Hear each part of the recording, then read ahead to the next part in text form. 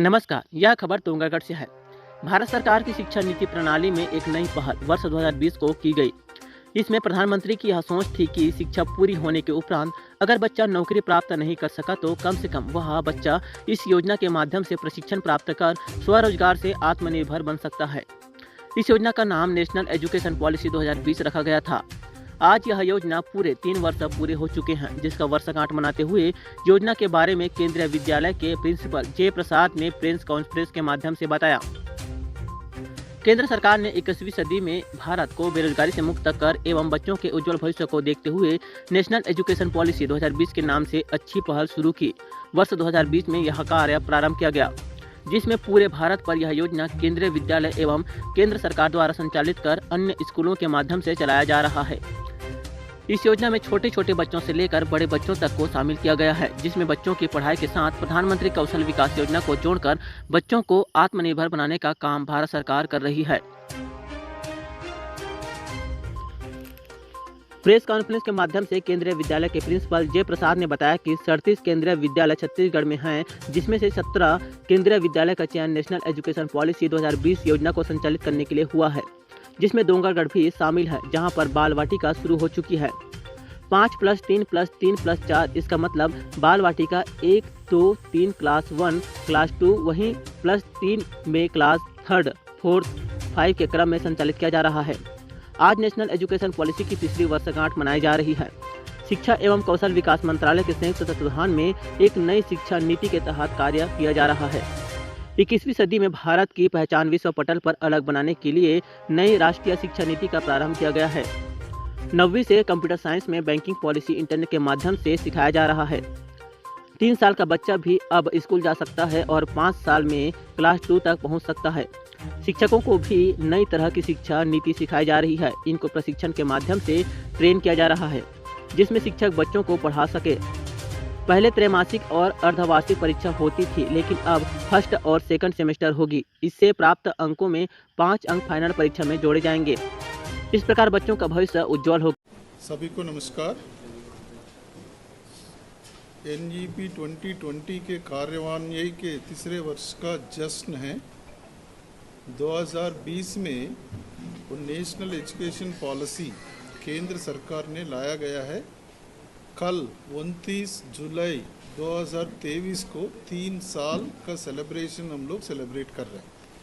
इसी vision of NEP 2020 ये है 21वीं सदी की आवश्यकताओं को अनुकूल व्यापक लचीली बहुविषयक शिक्षक के माध्यम से भारत को एक जीवंत ज्ञानी समाज और वैश्विक ज्ञान के संपन्न महाशक्ति में बदलना है। ये मेरा विजन है, ये नेशनल एजुकेशन पॉलिसी का। प्रत्येक छात्र की अद्वितीय क्षमताओं को सामने लाना है और रटने के बजाय आलोचनात्मक सोच को बढ़ावा देना है। पढ़ाई के बजाय सीखने पर ध्यान केंद्रित करना, वैज्ञानिक स्वभाव को प्रोत्साहन देना, ये मेन एनईपी 2020 का है, मेन विजन है। और सबसे महत्वपूर्ण है स्थानीय के साथ वैश्विक का समावेश करना है, मतलब ग्लोबल टू लोकल वो करना है। अभी जो हम लोग करिकुलम फॉलो कर रहे हैं 5+5+2, इसके जगह में भी 5+3+3+4 लाया गया है।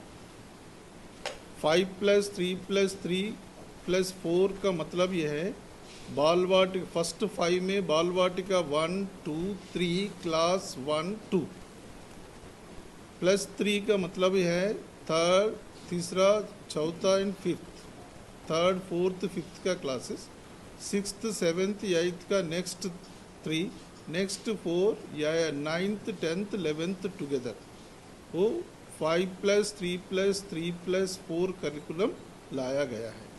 इस साल में हम लोग केंद्रीय विद्यालय डोंगरगढ़ में बाल वाटिका 3 का प्रवेश का प्रोसेस पूरा कंप्लीट कर चुका है।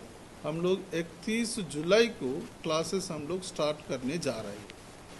इसका टीचर्स का सिलेक्शन भी हम लोग कर लिया है और कॉन्ट्रैक्चुअल बेसिस पे इस साल हम लोग टीचर्स को नियुक्त किया जा रहा है। और मेन एम है बच्चों का स्किल डेवलपमेंट करना है।